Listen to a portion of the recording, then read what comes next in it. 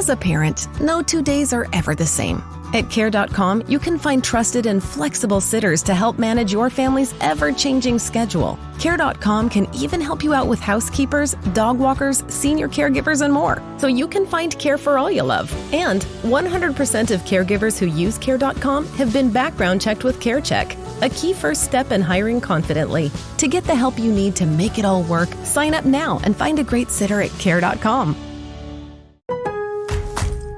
Lowe's knows you work hard to take on the toughest jobs, so why not treat yourself with savings on the top pro tools that work as hard as you do? Head into Lowe's today for pro summer savings and get up to 30% off select tools and accessories. Lowe's is the home for great values on the most trusted brands like DeWalt, Bosch, and Metabo HPT. Shop in-store or on Lowes.com. Lowe's, the new home for pros. While supplies last, valid through 7/7, U.S. only. This podcast is a member of the Voices of Wrestling Podcasting Network. Visit voicesofwrestling.com to hear the rest of our great podcasts, as well as show reviews, columns, opinions, and updates across the world of wrestling.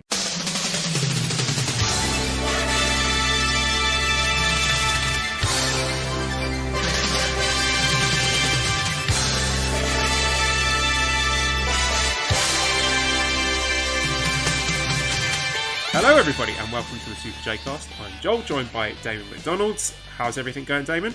It is great here in the US of A, where it's summertime and the people are out frolicking again. And yeah, everything's pretty good. New job started already. Joel's got his. You're moving soon, right? You're probably like days.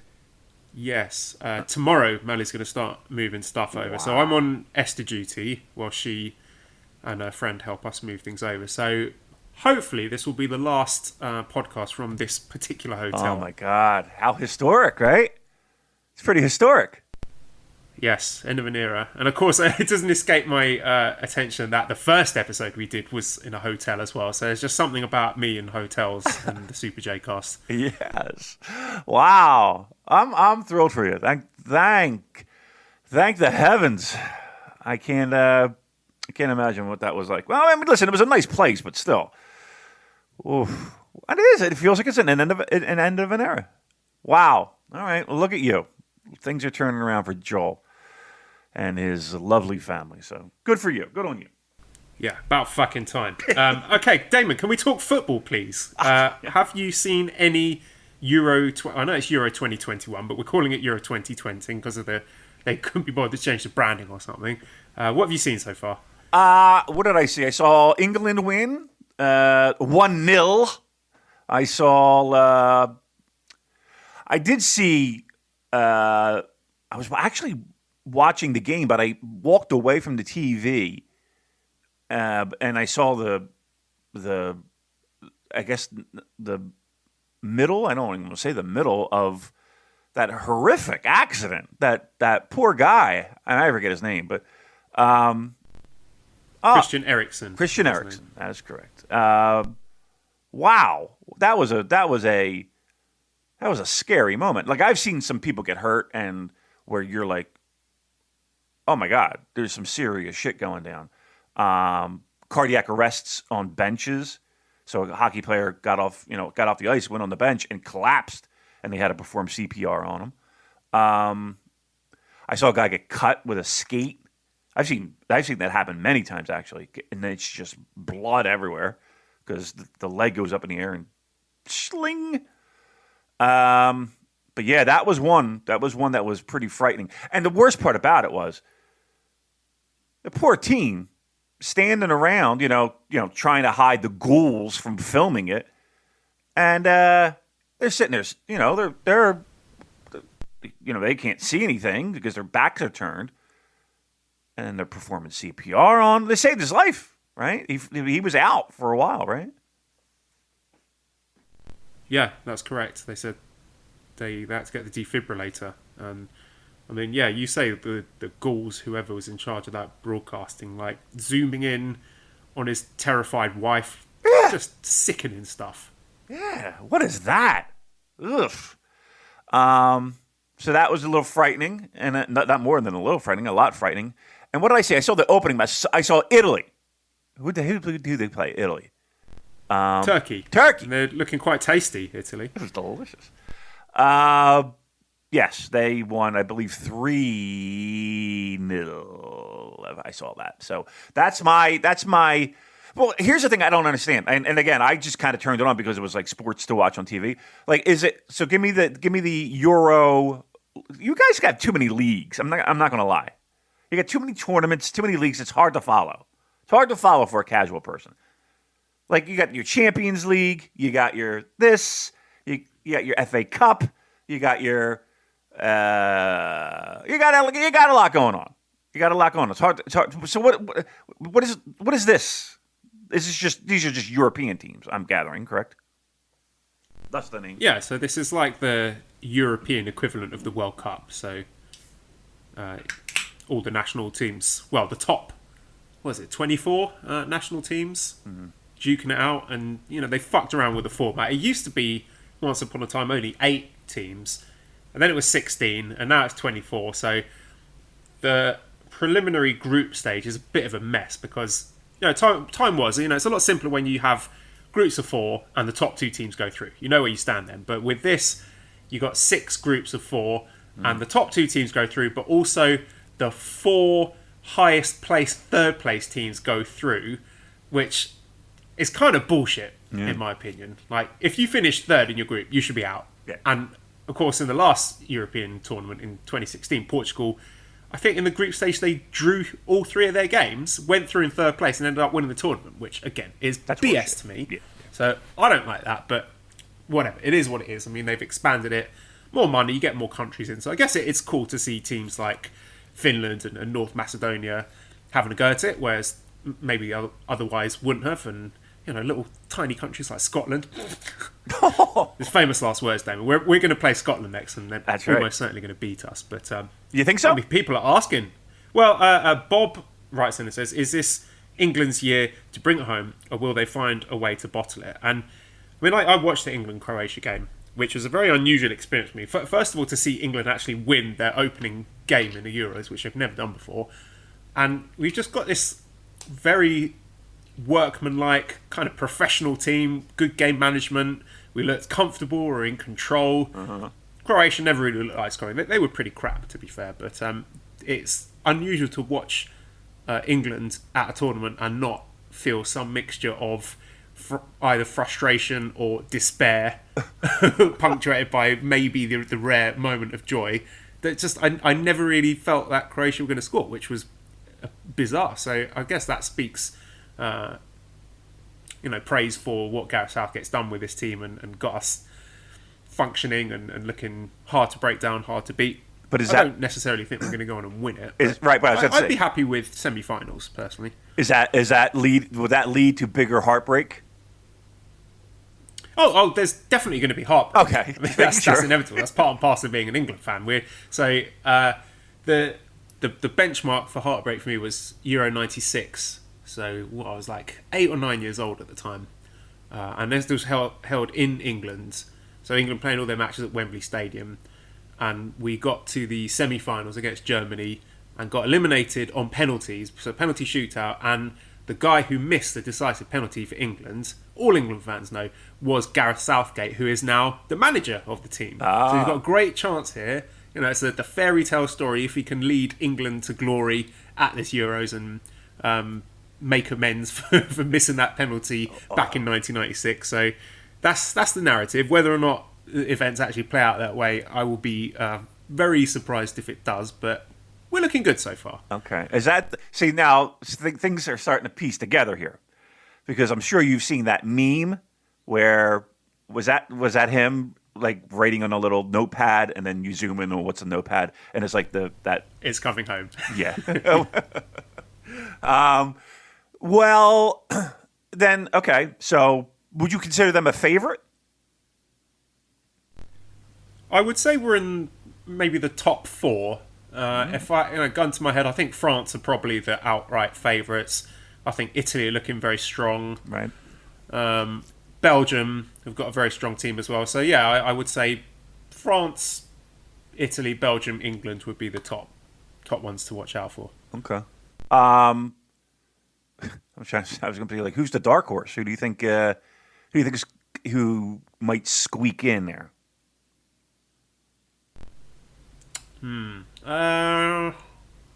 Thinking who's looked impressive so far in the opening rounds. I was going to say Canada until I realized they're not European. They're not European. They're not European. They're all shit. All the other countries are shit, Damon. So that's it. Okay, really? No, they're not. They're not. How about Germany? Is Germany good? They're all right. I mean, there's a lot of. I think they've got a lot of problems with their side at the moment, but they wouldn't be.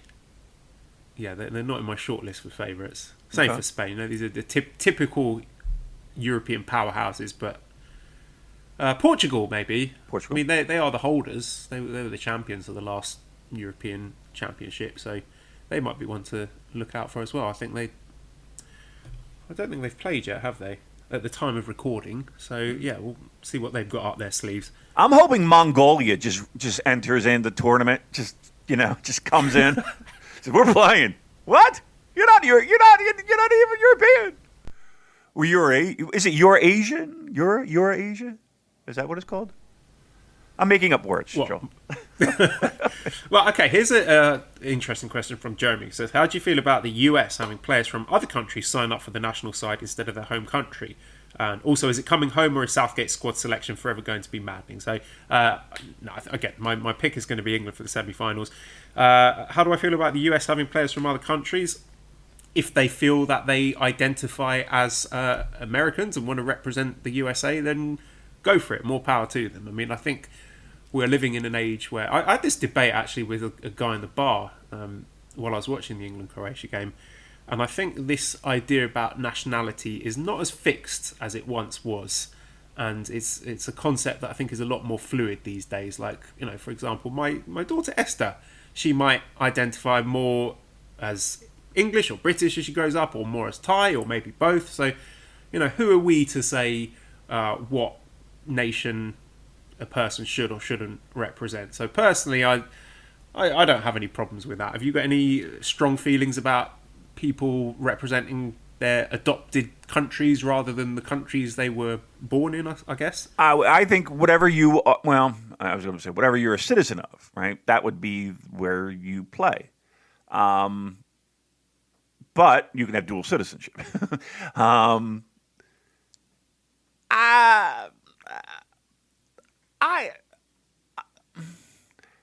That's because you see, I saw that before you see that in the Olympics. You see that in other, like you bring up hockey tournaments. You've seen that. Brett Hull being the example that I think of first. I don't know. I think you should default to the country you were born in. If you have dual citizenship, then it's, what are you going to do? If you flip a coin, whatever one they want. I get tough shit. That's the way I say it. I tell you what, yeah, I think everyone should have dual citizenship.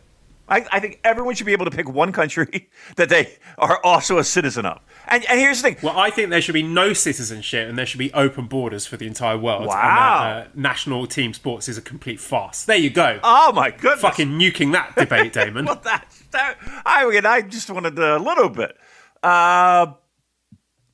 If you could pick another country, and again, you have to become a citizen by their whatever methods that country deems.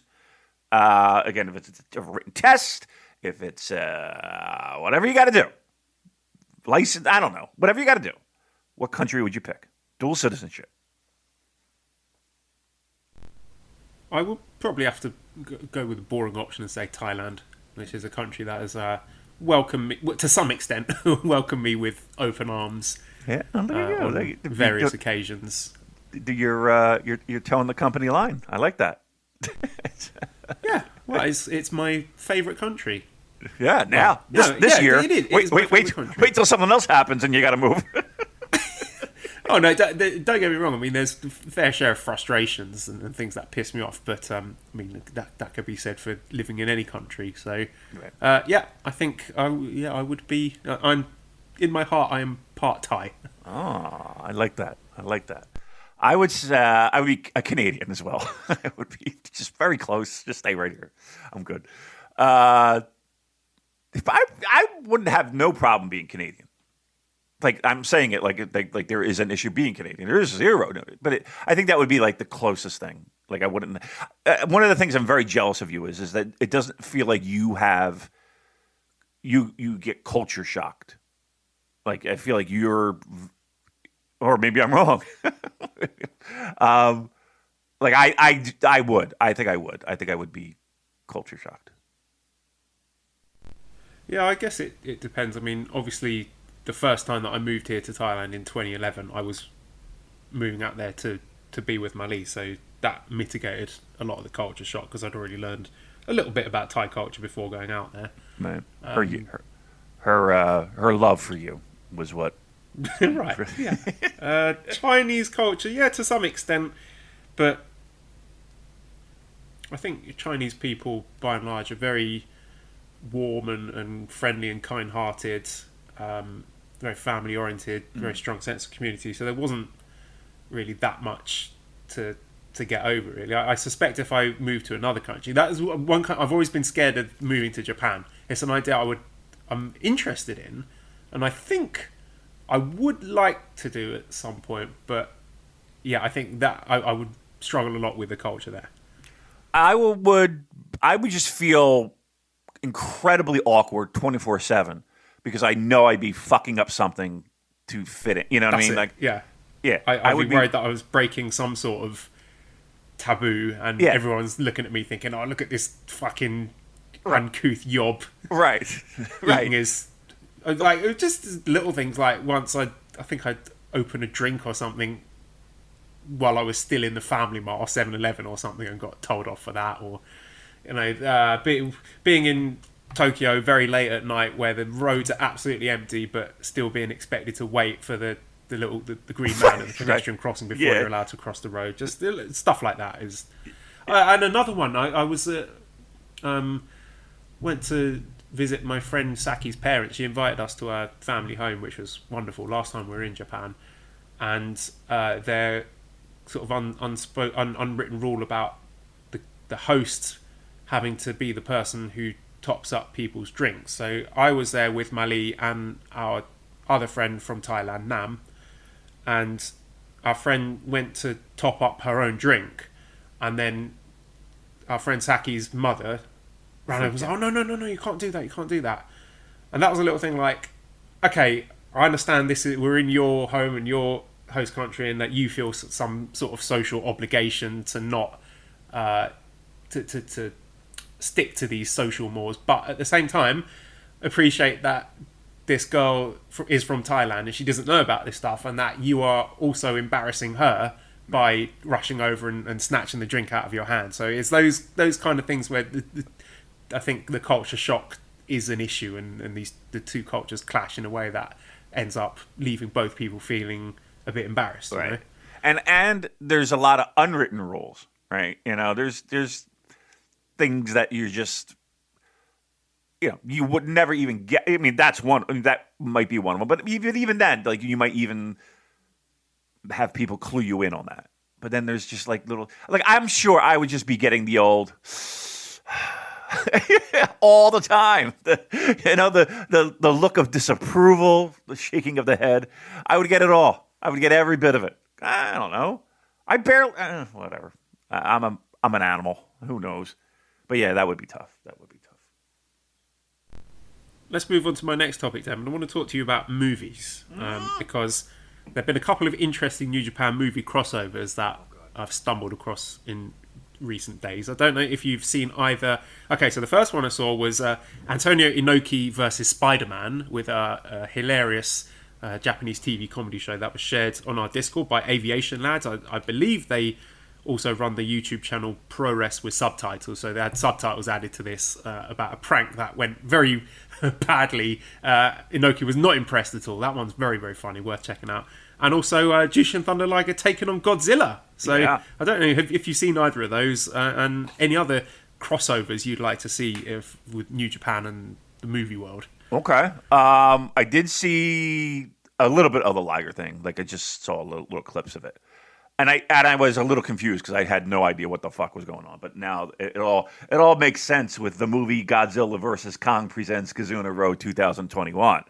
And it's important to specify the movie Godzilla vs. Kong presents Kizuna Road, not the the unsanctioned street fight Godzilla between the actual real life Godzilla and Kong. The movie Godzilla vs. Kong. Right, we're just making it clear. They're making it very clear. I saw that. I mean, he's a big fan. He loves his Godzilla. He really does. Like he paints the miniatures and not even the like pretty big statues. So he he's into that shit. So that had to be fun for him, right? He got to put on the gear again, take a couple bumps for Godzilla. Did you see my hilarious tweet, Damon? I did. And I saw Esther playing... yeah, she got a Liger Bear. Getting a little... Well, I put out this, if you haven't seen it, this sort of jokey tweet saying, Liger's tarnished his legacy. He said he's going to retire, but now he's taken a cheap payday to wrestle Godzilla. Obviously a joke. There's the number of people in the mentions like, lighten up, you fuckheads. This is just a bit of fun. Why do these people follow us? How do they even find us? You know what I mean? Just how would they even just stop? Just go away. Holy crap. Was it a person we know?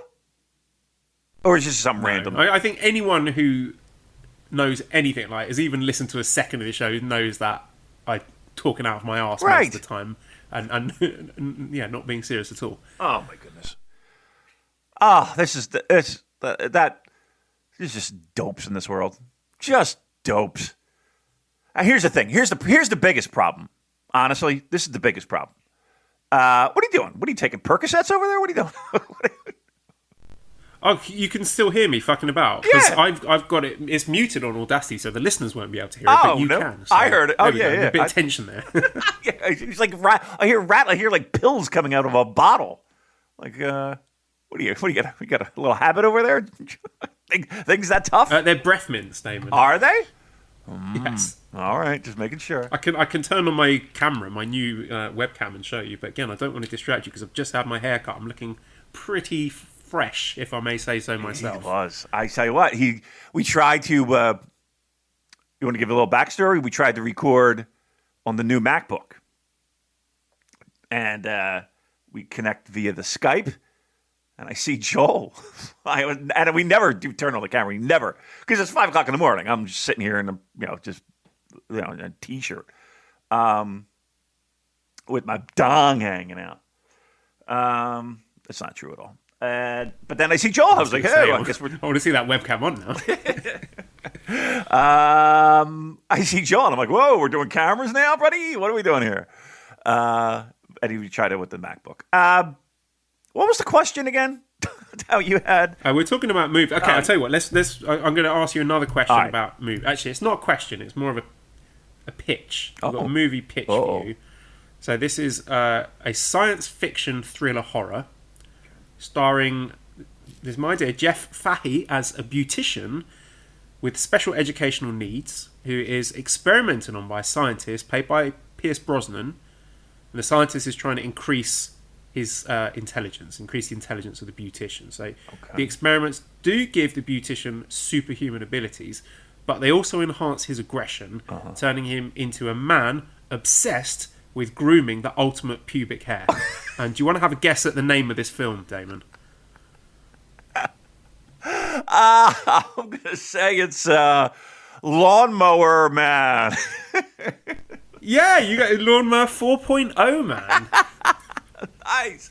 I tell you what, that might have been one of your greatest segues. That was beautiful. Holy moly, it made me laugh and laugh and laugh. But I'll tell you what, the point being here, something that won't make you laugh, and that is ungroomed gentlemen.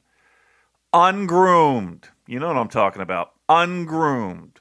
When I say ungroomed, I mean stinky, smelly, hairy pubic area, right? Down below, the twig and berries. They need to be cleaned and they need to be groomed, and especially for those of you having sexual intercourse. And why do I say that? Because no one, and I tell you flat out, no one wants to have a partner who is ungroomed. Well, that's where Manscaped comes in, everyone. That's right, Manscaped. We've talked about them before. We'll talk about them again. Why? Because the products are good. I wouldn't steer you wrong. Manscaped got the lawnmower with the light. The thing's got a light. You could do this in the dark. Clean up, shave up, get it all trimmed away. Nobody wants that. Nobody wants the hair down there, guys. No one wants it, right?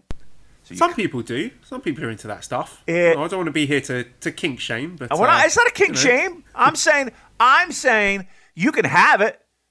If you want it, you can have it. But you got to clean it up. You just can't let it go wild, can you? Right? Like it's just some like wild outback bush. You got to clean that shit up, right? You like Bruiser Brody. Yeah, you look like fucking Bruiser Brody. Dun, dun, dun, dun. Take down your pants. Dun, dun, dun, dun, dun, dun, dun, dun, dun. Wow. That'd be awesome, actually. You know what I mean? You got Bruiser Brody pubes. Huff. Hey. What is it? Huff. I can't even do it. Look. Manscaped is there to save you from embarrassment. Imagine putting in all the work and time, and then your partner goes down there, and speaking of, you're going to get that. That's what you're going to get if you don't clean that up. Again, if you like a little bit, great. Even if you like a lot, great. Clean it up. You get a haircut, right? Huh? You get a haircut. Why not down there? Where a lot of intimate things happen, if you know what I'm saying. No, what I'm trying to tell you is this. No girl's going to put their mouth on your cock with all that mess down there. So that's number one. Number two, those fine the deodorants and creams that keep you smelling fresh and dry, which is the most important thing. Dry. Look, Manscaped is where you got to go. We know that, right? Manscaped.com. You're going to use a code. You're going to get free shipping. What is it? Free shipping and what is it, Joe? 20% off? Free shipping? Yes, with the code JCast, isn't it? JCast. That's us. So we're helping you, and we're helping your love life, and we're helping you have a very clean and stink-free. You're not going to, again, anti-bruiser Brody cock, right? Anti-bruiser Brody cock. And look, you don't even need to have a sexual partner to do this. Just even if you don't, you feel good about yourself. Self-esteem, yeah, and that you will carry that self-confidence, and it will be attractive to everyone around you. Now you see, now you're talking. Now you're talking. I'm telling you, it's like getting a fresh haircut. You know how you feel when you get a fresh haircut? It's your Lanza nose. It's just like the same thing, but it's down there. Look, go to Manscaped. JCast is the code. I use it. I use this. If you smelled my balls right now, you'd be like, wonderful. This is wonderful, right? It's like going to the flower show. My balls are like going to the flower show. That's what I would say. And that's thanks to Manscaped. Manscaped.com. Thank you, Manscaped. Okay, let's move on to the next topic then, which is, as mentioned, the movie Godzilla vs. Kong presents Kizuna Road 2021. So just main things I wanted to touch on actually is this gauntlet singles match series for Yu Uemura and Yota Tsuji. So last night we had Uemura versus Suzuki. Yeah. So didn't go well. For those of you who don't know and haven't seen it, it went. Suzuki won obviously with a Boston Crab, 13 minutes 55 seconds, and it's been a very long-awaited match. I mean, I thought they built this up really well. Really great, intense start to it. And just really cool little touches to it. Like, Yu Uemura had to put in every ounce of energy into everything he did. Even just trying to get, like, a headlock takeover I saw that tweeted from Snowboy. I hadn't noticed that before. But even just getting a simple move like that, he had to really fight for it and struggle for it, which I thought was a great addition to the match there. And Suzuki gave you a lot here. It felt less like a Young Lion squash match and more like almost like a back and forth G1 style match between two relatively equal wrestlers, until the finish at least. I mean, he put him away with a Boston Crab. And they both put an appropriate level of fire into it, considering their history. And Suzuki even went for his dropkick, which he only does in big matches against opponents he respects. And I think that speaks volumes for how, in what high esteem Uemura is held by Suzuki. And Tsuji versus Tanahashi, yeah, similar result. So Tanahashi wins in 30 minutes 36 seconds. Says Texas Cloverhold. I thought it was a Boston Crab. I could be mistaken. And this one had a really interesting conflict in that Tanahashi is clearly Yota Tsuji's hero, but Tsuji know that he had to go after Tanahashi's knee to have any chance of winning, and he sold that sort of slight reluctance in his facial expressions really well. Kind of like, I don't want to do this, but have to, so I can prove to you that I've grown. And he used a few nice new moves to showcase his power. He used a giant swing, which I thought was really cool. And so it made me think just one thing I'm really looking forward to is getting to see Tsuji being able to use his size and start ragdolling some motherfuckers, because he's a big lad. So what do you make of both guys at the moment? And the fact that they both tapped to Boston Crabs, do you think we should be expecting to see more from this series? Do you think by the end of this series they're going to be graduated? Like, what do you think the future holds? I think so. Yeah, I think you'll see different. The one thing that kind of stood out to me was the matches both went almost the exact same time, right? Again, both losses, both submissions, both went like 13 and change, right? Yes, and also, sorry, while you brought that up, there's a 20-minute time limit, so I suppose that might be an interesting way for them to prove themselves by maybe trying to last the 20 minutes. Maybe there's a chance one of the matches towards the end of the series they might get it to a time limit draw. But yeah, just an idea that popped into my head. Or you get it right against the gun, like you get it right. A pinfall occurs in the 19-minute mark or something like that. But yeah, I mean, I love these. It does give you much more to look forward to than the typical, okay, they're going to have matches consecutively together, right? I just think this adds just a nice little element of, okay, who's going to get the one win? And the likelihood of one of them getting a win is probably low, right? So what's going to be the deciding factor, right? Is it going to be a draw, right? Somebody took somebody to the limit, okay? Is it going to be they're dead locked and they're tied, and the I went longer, right? Okay, my minutes stretched out longer than yours, or is it going to be, hey, they're literally tied up? We can't decide a winner between the two. I don't think they would just book that to just say, okay, that's that. I would assume we would have a match to kind of determine who would be better, and then that singles match would mean a whole hell of a lot. So, I love them. I love these matches. I don't even think they're basic matches. I love the fact they don't go long. They shouldn't go long. I like the fact that there is that 20-minute time limit that does make them do what they need to do in a short amount of time. And there is that intrigue of, okay, would there be somebody that would take the fall? Is there going to be somebody that takes the fall? And if not, then how would they settle this? Interesting point brought up by Classic Catch. She asks, considering it was teased for months, why do you think we're not getting Tsuji versus Naito as a gauntlet match?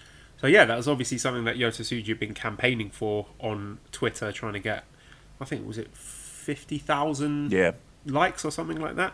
So I don't know, maybe they're keeping that in their pocket for some reason. They got plans for that in the future. Who knows? But yeah, that was an interesting point to raise because it's not on his list of gauntlet opponents. It'll be Naito's first title defense.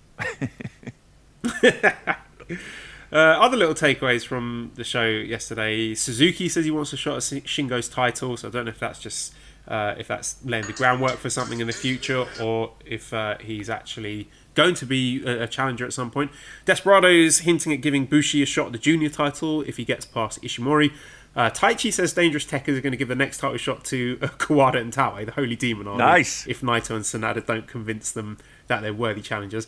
And in the post-match, Shingo is demanding, quote, the biggest stage for his match with Ibushi. So I was wondering what this meant. Are we going to get Tokyo Dome? Maybe we're going to have Summer Struggle at the Tokyo Dome. I don't know if we've got a venue announced for that yet, but what do you think that could be, the biggest stage? It is their biggest venue, right? It is their showcase of the Immortals.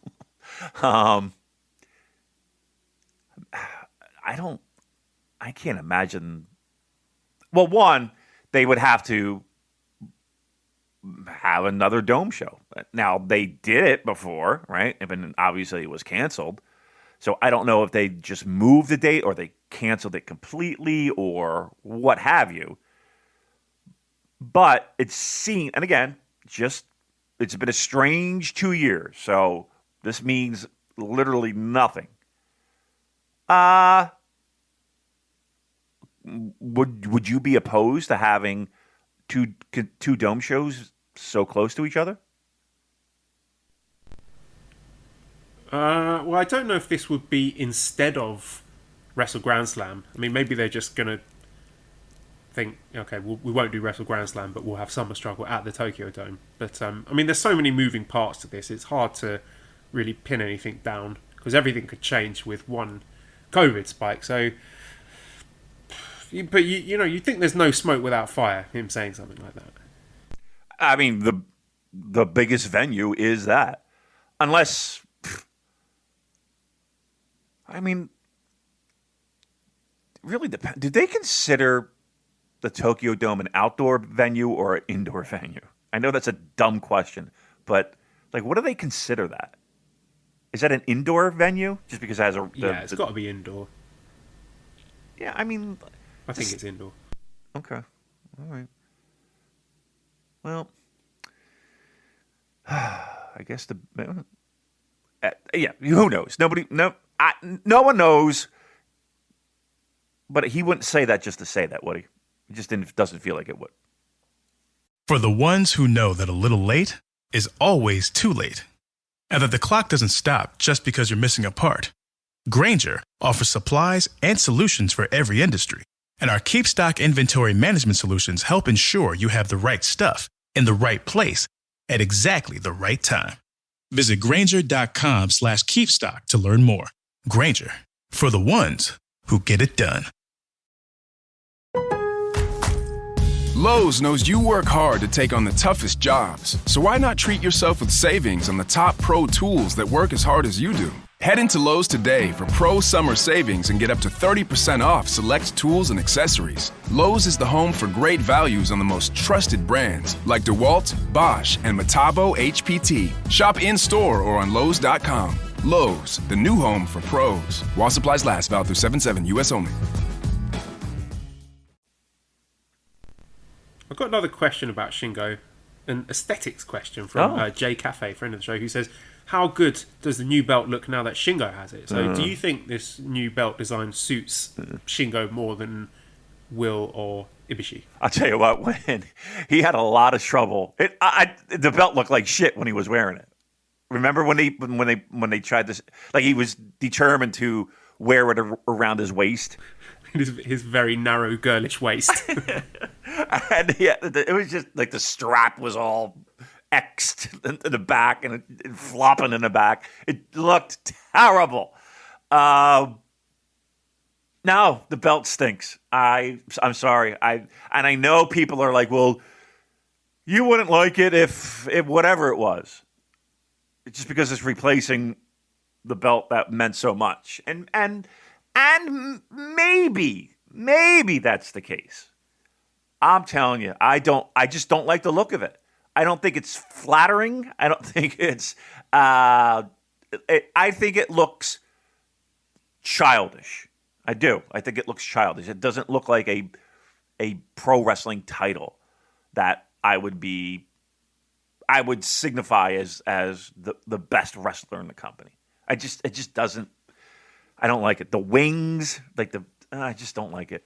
And I don't think I ever will. I'm sorry. I just don't think I ever will. I don't mind it. Really? I'm picking my battles with New Japan this year, and of all the list of things that have upset me this year about New Japan, that is not particularly high up on the list. I mean, it's not high. I've made my peace with it at this point. Yeah, I mean, it's not high. It's not like every time I see it, I want to fucking smash my TV. Put your foot through the TV. But it's just not like I look at. I don't know. I don't know. I mean, I understand they needed to combine the titles, and I understand they needed to signify that this is, I get it. It's just not a design that speaks tough pro wrestler. It really doesn't. Let's speaking of tough, let's move on to New Japan Strong. Bit of unfortunate news, which was Leo Rush announcing his retirement. So he posted details about this on Instagram. He said he's had an arm injury, and that arm injury put him in a bit of a depression. Little things like not being able to put on a t-shirt or pick up his newborn son, and he'd like to spend more time with his wife and kids and do what's best for his mental health. So he's decided to retire. He's going to make a few final appearances for New Japan when he's healed to fulfill his contractual obligations. So, I mean, it's a disappointment, and who knows? I mean, he may change his mind in the future. I know he has previously retired in the past, but I don't want to make light of his decision because, you know, I quit my job in China over wanting to be closer to my family and spend more time with them. So I, completely respect that decision. And if it's what he's doing is making him miserable and depressed, and he's not able to enjoy family life, then fair play. You've got to respect that decision. Oh yeah, no doubt. I mean, look, if you don't get joy out of it, this could be a real shitty choice of income, with the travel and the injuries, and you're away from your family and all that. So, yeah, if your heart's not in it, then at least you had the guts to say, okay, this is not for me anymore. I'm out. Even and with what seemed to be some opportunities in front of him, right, from New Japan, from AEW, from other locations. So, yeah, to be able to just walk away from that and say, okay, I think I'm done. Okay, that takes some guts to do. Now, again, you mentioned that he does have, I don't even know what the reasons were, but he did step away once before. So again, if his decision is to do this and he sticks with it, I hope that he does, and he's doing it, to make himself happy. So yeah. I mean, look, it's disappointing from a pro wrestling fan perspective because, you can fantasy book till the sun comes up. Different scenarios using the guy. No doubt. It'd be fun. It'd be fun to have him around. But, yeah, I'd rather have and I say this in a sense, not in a selfish way, but I would rather have someone who wants to do it and, still gets joy from doing it.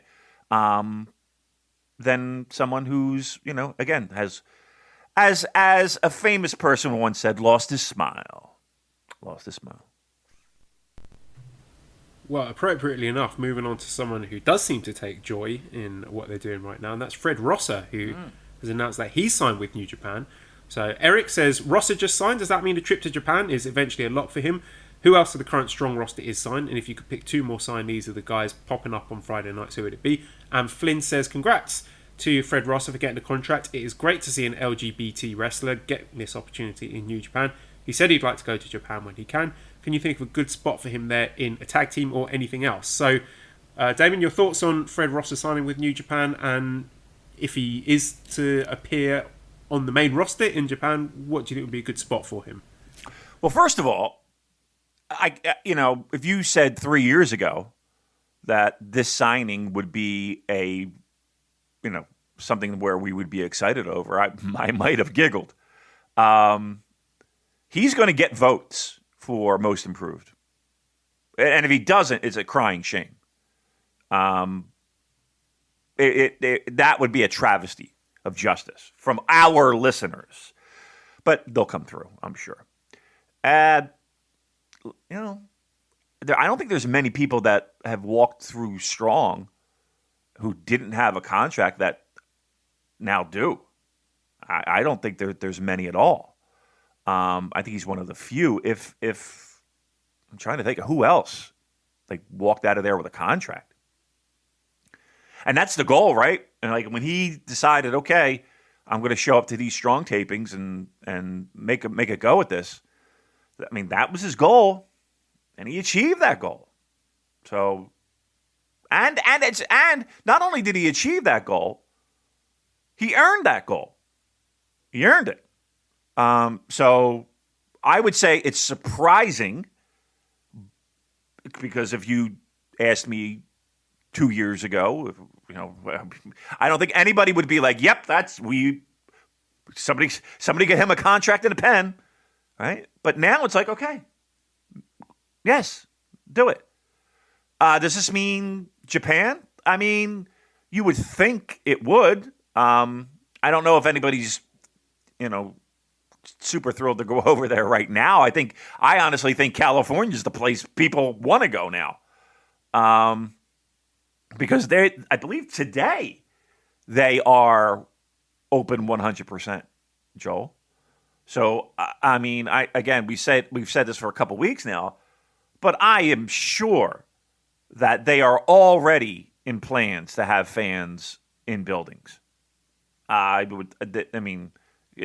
It's go time. So to work in front of people, to work in front of full houses, and again, whether that's 500, whether that's 1,000, whatever strong will bring. That's something. That is something.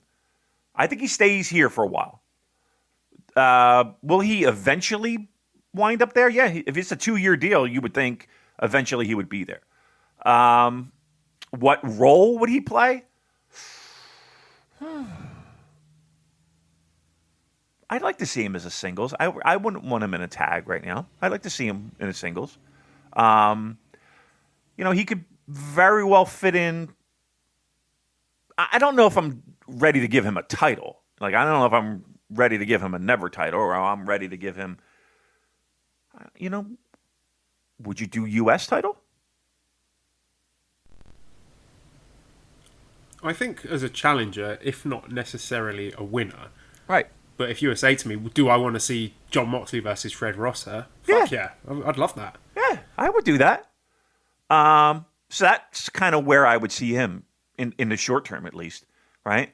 That doing strong, being an anchor on strong, continuing to improve, maybe doing if they do a World Tag League, I would have no problem with that.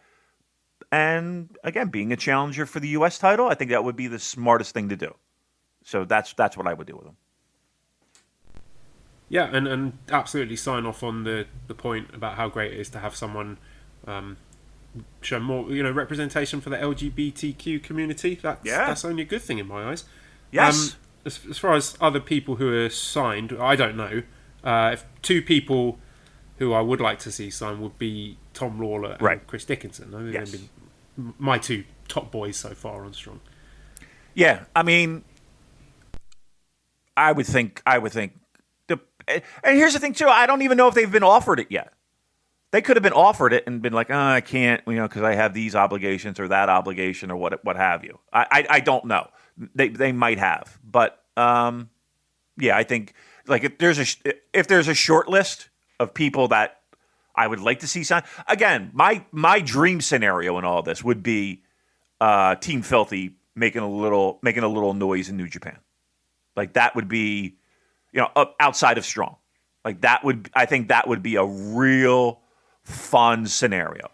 And there's a lot of guys on Strong that are just, ready to go. From, you got all the young lions and the pseudo young lions like Fredericks and Connors,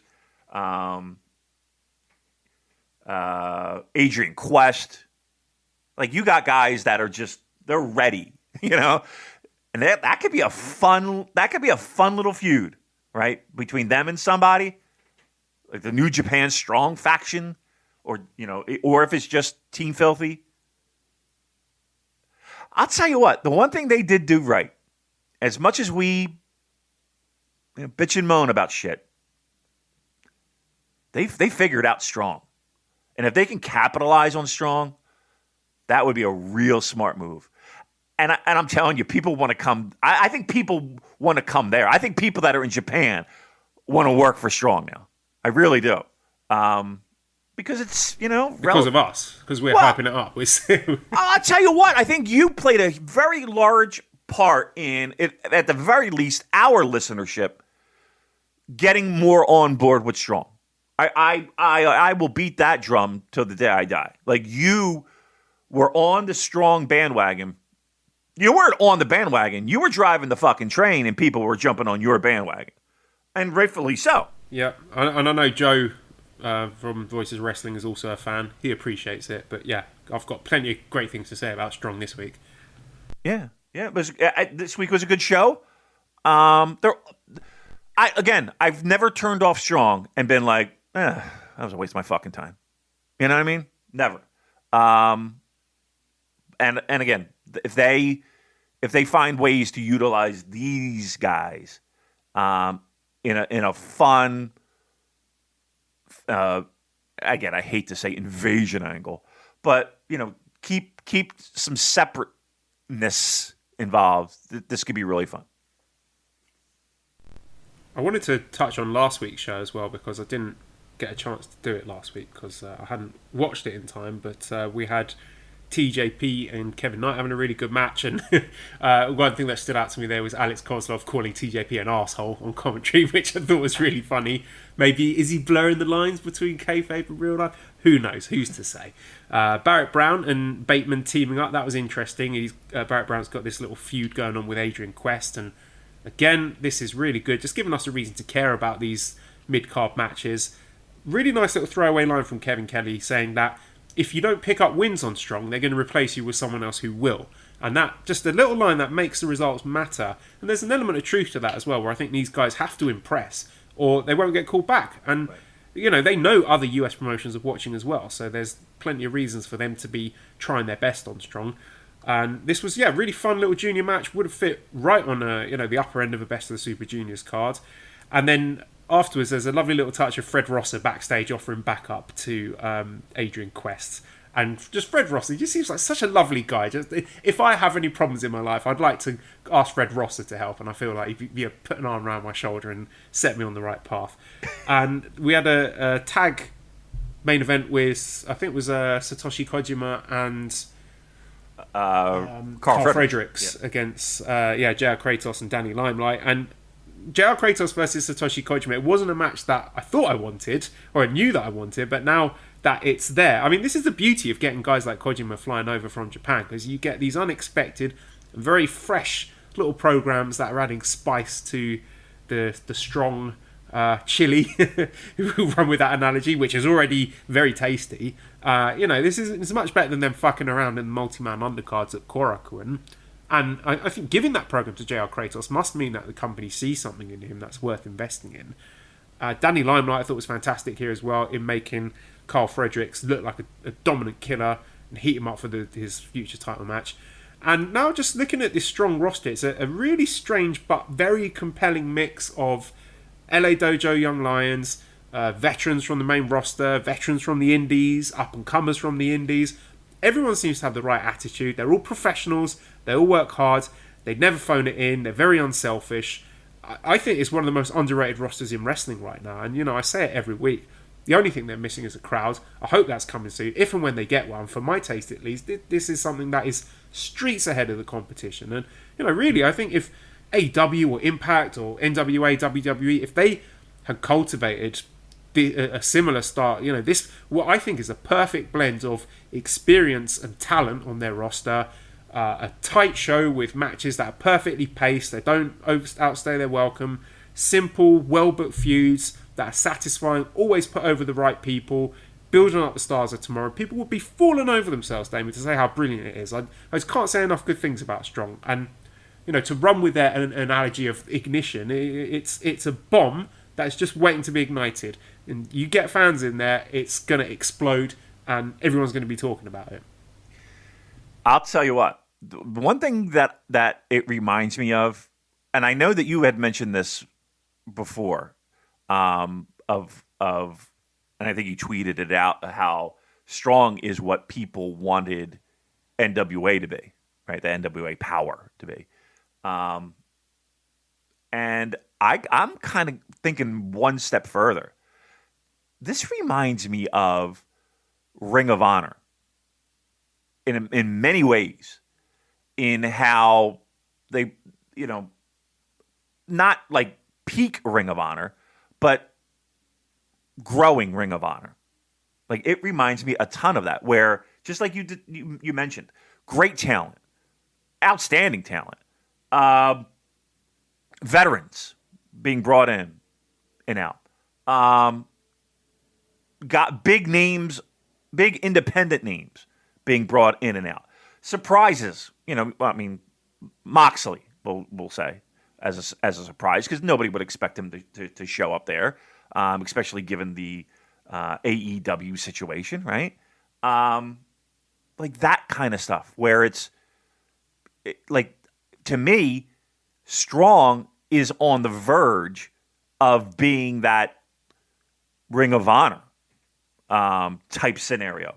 And again, the only thing that we need are fans and different venues, different buildings. But I could definitely see that being the equivalent of. I don't think that's like, I think AEW and NXT are levels above. And I don't even to me, NXT is WWE. It really is. To me, there's no difference. Strong kind of fills that gap where it's still a little bit, dare I say, indie, right? Still got a little street cred, I guess. I don't know.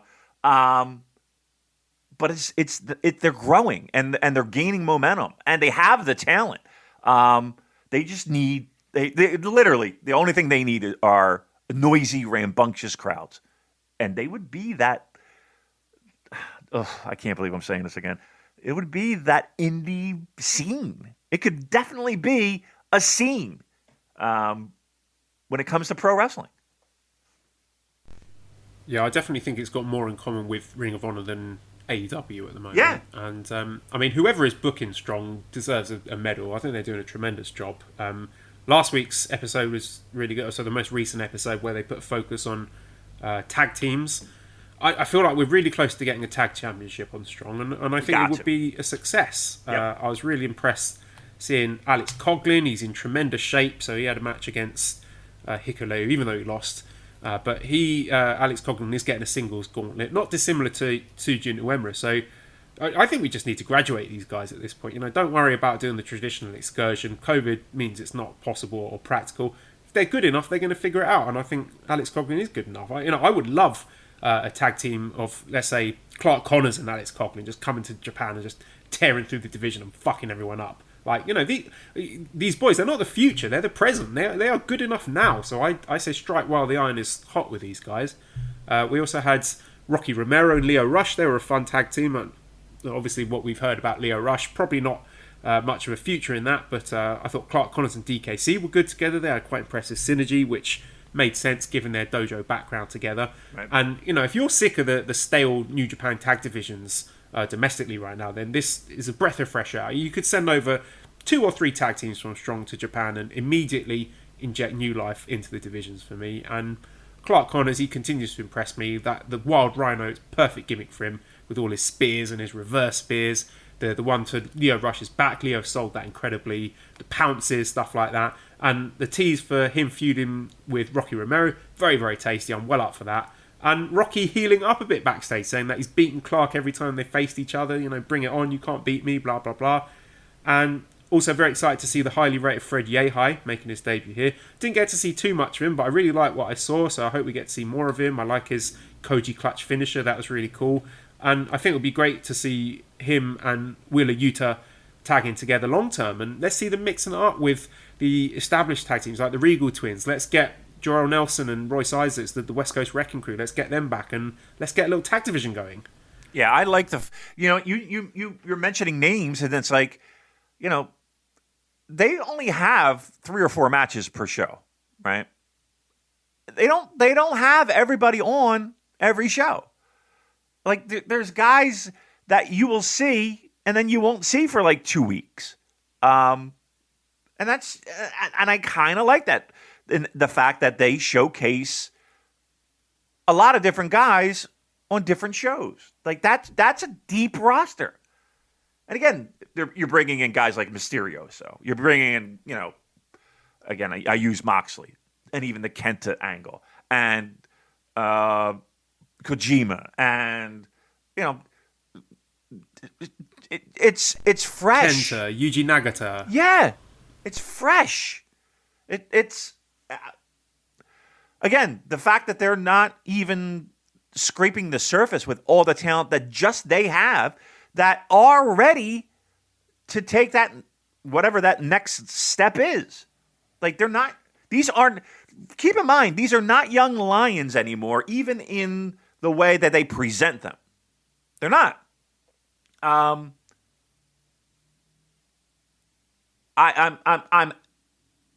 would not be surprised if this week, and I don't know anything, so just this is, please, to be clear, I wouldn't be surprised if this week if you start learning about live shows.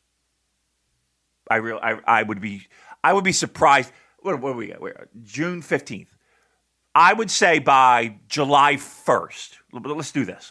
I will say by July 1st, you will be hearing about live events for Strong.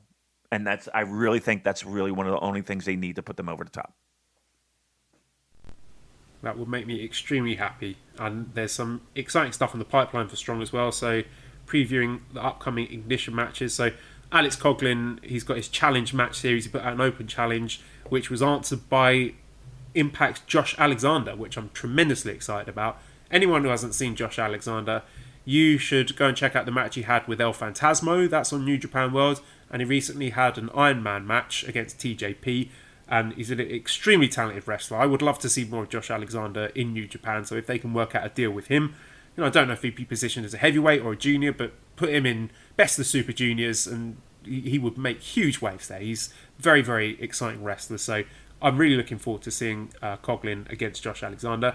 We're also getting Satoshi Kojima versus JR Kratos in a singles match, which again, I mentioned before. I love that. It's a totally unexpected thing. Never imagined in a million years we'd get something like that, but it's here. 2 big beefy boys lariating each other. What's not to love? And on the 25th of June, we're going to have the Strong Openweight Championship with Tom Lawler taking on the challenge of Carl Frederick. So a lot of interesting stuff coming up on Strong. And also, I haven't had a chance to watch this yet, but I've just seen popping up on New Japan World from Impact is Satoshi Kojima versus Joe Doering, which, what a random match that is. Imagine a couple of years ago being told that you're going to be seeing that on Impact. Battle of the former All Japan stars. That's nice. I like that. Yeah, I'll have to check that out. I haven't seen much of Joe Doering in Impact. Truth be told, I haven't seen a lot of it. When we would go over to Japan, we would always catch up with Joe Doering. I know I'm going to sound goofy when I say this, but he is a big fucking dude. He is just. Have you ever like I'm standing next to him and we're talking, and I am just like I stood next to Yao Ming. I've stood next to Shaq. I've stood next to guys who are like Joe Doering is every big and bigger than those guys. It feels like he's just a monster. Yeah. So I definitely want to check that out. I think that would. And what's the early returns on that? Anybody saying it was really good? Did you say? I haven't heard anything, unfortunately, but yeah, let's save that for next week. All right. Maybe we'll have a little chat about Doering against Kojima. All right. Let's dip into a few questions then. So let's go to the Discord. Vase Collector says, is the ROH relationship over? I would say, I wouldn't say it's over, but I don't think the relationship with CMLL help. That's no longer, right? I know that was dissolved. Oh, they are still showing their programming on New Japan World, though. Yeah. I don't think it's officially dead, but there's a whole section of it. If you go to New Japan World, there's a CMLL section, and they're showing CMLL and pro wrestling. Yeah, well, CMLL and New Japan still have a relationship. Sorry, I thought I didn't. You meant CMLL and Ring. And Ring of Honor I'm sorry. Okay, yeah, I misunderstood. So that's kind of all right. Look, I would say, let's put it this way: we have Strong in the United States, which I think is 1,000 times better than current Ring of Honor. What benefit would it be for New Japan to be on? Who would you want to see? Wrestle the Briscoes again. You know what I mean? No, look. There's nothing official, but why? Why would we have this? It's not. I can't imagine it not being on life support.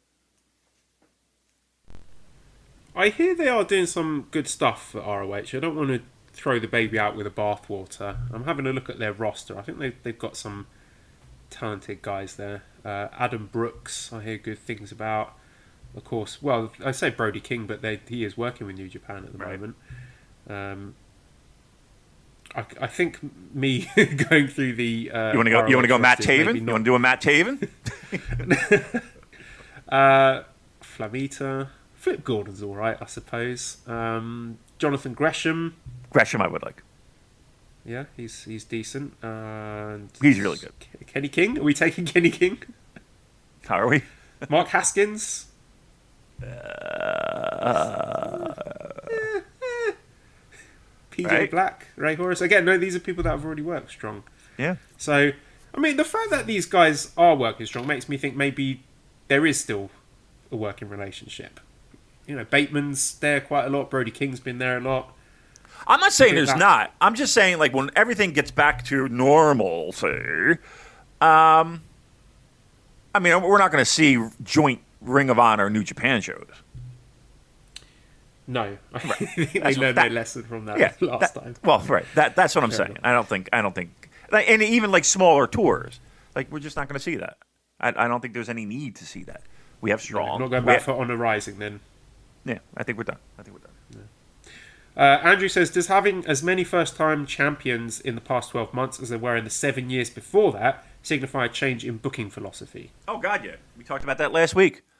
I think and again, some of it was a forced hand. Some of it was out of their control. Some of it was, the fact that they had to think on the fly. I don't think some of the stuff was planned. That being said, they made the most of situations. It does feel fresh.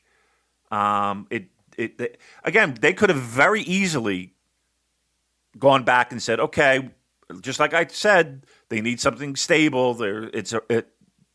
We have seen this championship title that has a history of not being a hot potato, be a little bit of a hot potato. It's more exciting now. It's more exciting. I think putting the title on Shingo was a gutsy move. It was a gutsy move and the right move, striking while the iron's hot. I'll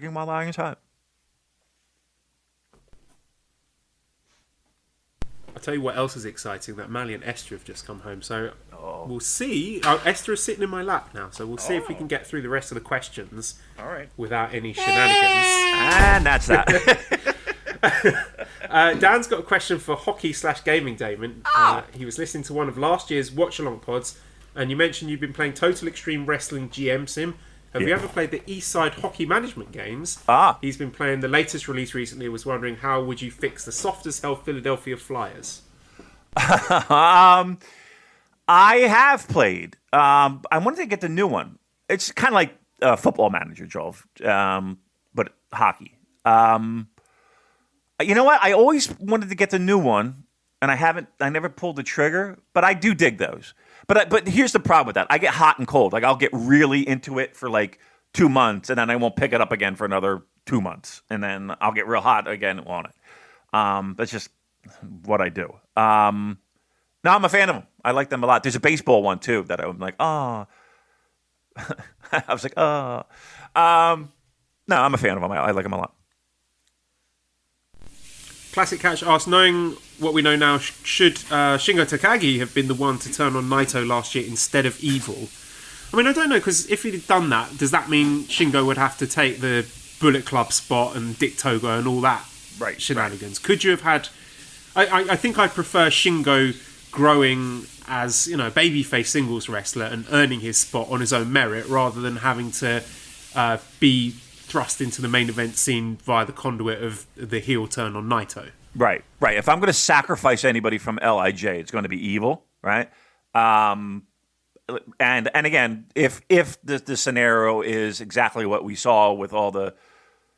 Again, the problem wasn't necessarily Evil per se. It was how he was booked. That people just... No,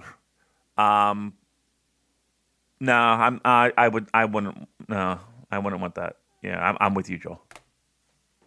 Yeah, because people want to cheer for Shingo. Everyone likes cheering for Shingo, so you don't want to have him as a heel. I don't think that would work. Okay, on to Twitter. Fenil says, who might be the next challenger for the Never Openweight title against Jay White? So, we haven't seen Jay White for a while. Last we heard, he had caught COVID and maybe back in the States resting up, taking it easy, having a well-earned break. When do you think we might see him back, and who do you think might be a good challenger for his title? That's a good question. Who would? Because at the moment, I said earlier in the year that I think now New Japan are putting the spotlight on a new big four of Shingo, Ospreay, Ibushi, Jay White. And Jay White seemed to me to be in like the Nakamura role of having the secondary title and building that up and headlining those B shows. So that's what I saw in store for him until, the COVID situation. So I don't know, we may not see him for a while. Yeah. Well, he did have his little online meet and greet, Joel. Who would be a good challenger? That's a great question. Ibushi? Not Naito. I mean, we think he's going to have things to do. You think anybody from Empire? Jeff Cobb would be a fun match, but then it's heel versus heel, so right. That would work. I mean, I think Ibushi, right? I mean, who else? That's a good question. I mean, if it's got to be, if you don't want heel, I got a name for you. You tell me if you think this is interesting. How about Hiroki Goto? Oh. I feel like I've seen Jay versus Goto a lot. Let me give you a different one. How about Jay White being challenged by Zack Sabre Jr.? But he's holding the tag straps. True. He can do both. I mean, the never six man is, that they could put that in a fucking closet, and we'll see that in 6 months. I mean, they could. I mean, they have the junior, tag titles and challenges and all that shit. I would like it. I mean, I would be fine with it, but I'm just trying to think of somebody who has nothing to do. I don't want Juice. I don't want Finley. Finley might be it. You think Finley?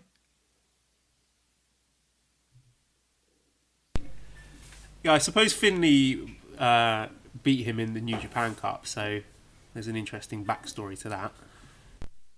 What about Okada? I don't think Okada's going to challenge for the Never title. No? He's above that. You said it. Yeah, you're probably. I'd better get out of here. Let's wrap it up. All right. We'll do a short one. We got children fussy home. You know, we got responsibilities. That's fair. Wrap it up.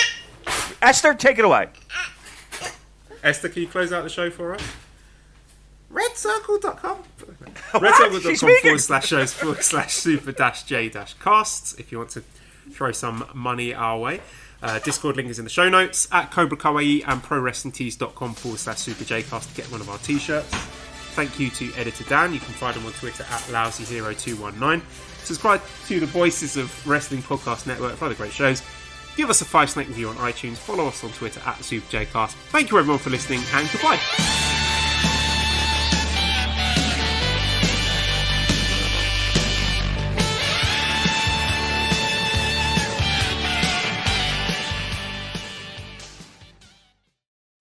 Introducing the Lowe's List for Innovation. While our aisles are filled with innovative products, we've selected our favorites just for you. Like the exclusive Whirlpool washer with industry-first 2-in-1 removable agitator. We love this washer because you can customize any load. And with other smart features to streamline your laundry routine, this product is a must-have for families. Shop the full Lowe's list of top picks at Lowe's.com.